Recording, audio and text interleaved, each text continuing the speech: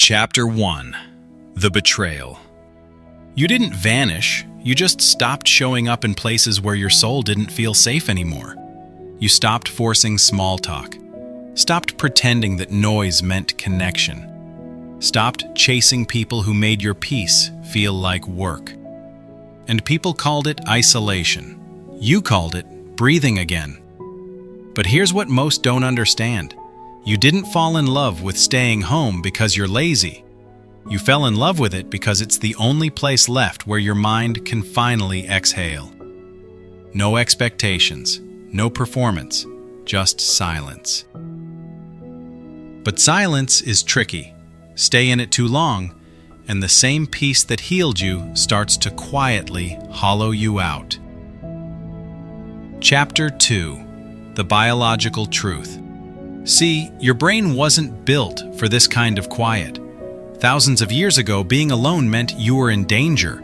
You needed the tribe, protection, eyes, firelight. Connection wasn't optional. It was survival. But the world changed faster than the brain did. Now, everywhere you go is loud. Phones buzzing, screens flashing, people shouting opinions. And when that overstimulation hits every nerve you've got, your system shuts down. So staying home, it's not weakness. It's your brain hitting the emergency brake. It's dopamine regulation, cortisol drop, your chemistry trying to find balance in a world designed to keep you anxious. You think you're choosing peace. Your biology's just trying to survive the noise. Chapter 3. The Mechanism. Here's what's happening under the hood. Every time you skip a plan, ignore a call, stay in instead of going out, your brain gives you a tiny hit of relief. That relief releases dopamine. And now your brain connects avoidance with reward, so it repeats, over and over. You don't even think about it. That's how comfort becomes a loop. And one day, your comfort zone isn't comfort anymore. It's a padded cell with warm lighting. You tell yourself you're protecting your peace, but peace doesn't need protection. Fear does. Chapter 4. The Warning Signs. It shows up in subtle ways. You start canceling plans and calling it self-care. You avoid conversations because even small talk feels heavy. You overthink every interaction, and every time someone invites you somewhere, you need an hour just to mentally prepare. You find yourself feeling more alive in a text thread than in real life. Days blend together, the same playlist, the same routine, the same four walls. And at first, it feels peaceful. Then one day you realize you're not recharging anymore. You're fading. Chapter 5. The Social Conspiracy.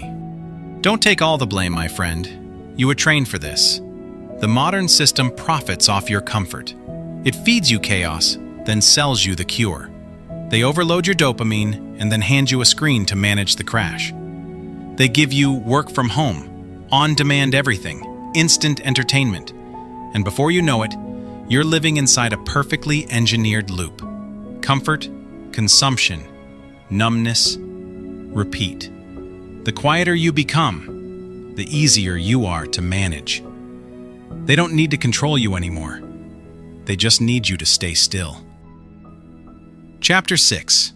The Inevitable Collapse. Eventually, the silence changes texture. It stops feeling peaceful. It starts feeling heavy. You wake up tired, even after 10 hours of sleep. You don't dream. You drift.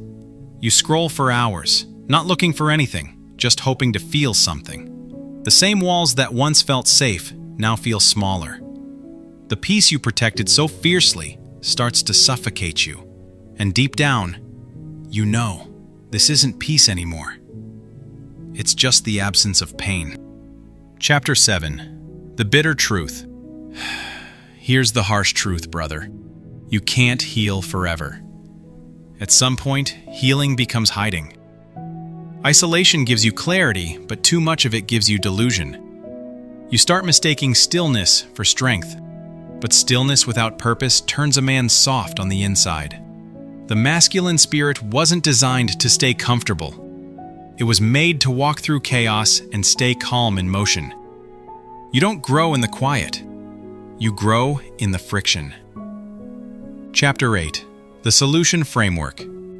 So here's the move. Don't run from your solitude. Use it. When you're home, build, train, create, read. Push your limits. Let your peace produce something. Turn your house from a shelter into a workshop. Let your silence work for you, not against you. Because peace without motion is just comfort dressed up as control. When you finally step back out there, don't do it to impress anyone. Do it to test yourself. Let discomfort remind you you're still alive. Let friction sharpen you. That's where men find their edge again. Not in noise, not in silence, but in the space between. So stay home if you need to, but don't hide. Use your solitude to become solid.